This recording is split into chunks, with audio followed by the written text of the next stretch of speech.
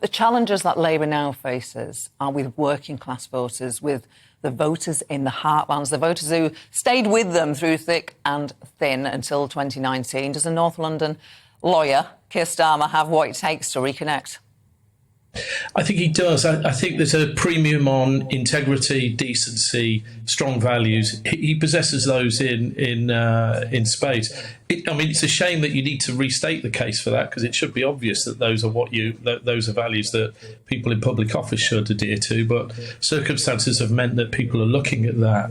And certainly on the basis of my one visit back to my old constituency, which, like yours, Gloria, is what you'd call a red wall seat, I met a lot of 2019 first-time Conservative voters who were very, very angry with Boris Johnson. They felt really let down. Some felt betrayed. They were still looking to Labour, looking at what Labour stood for. I think Keir had sort of passed the test with them, but they wanted to know that the team around him was strong as well. I think the sitting behind that was they didn't want a hard left manifesto like Jeremy Corbyn offered them in 2019.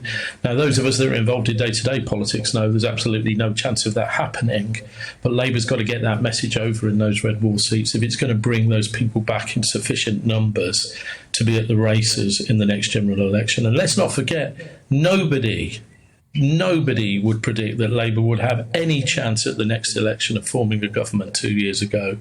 They now do have a chance, but it's still a mountain to climb electorally. And the former Prime Minister, Tony Blair, he's having a big conference today. We hear from him quite regularly. When he was first elected, he was loved by a majority. By the time he'd left office, he was loathed by many. He certainly has a complex legacy for the Labour Party.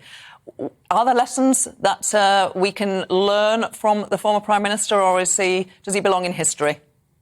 No, I think he has a great contribution to make. He was actually very personally supportive of me when I was deputy leader, which, given that I resigned under his government in 2006, I thought was very gracious and very big of him, and I appreciated it.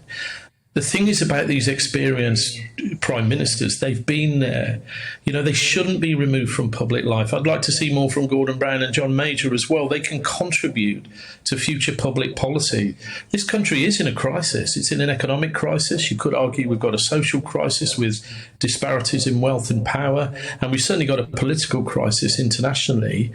Ex-prime ministers have a lot to say and can help shape the discussion. So I'm very pleased he's done his event today. I'm glad it's cross-party, that you don't have to be as partisan when you leave sort of frontline politics.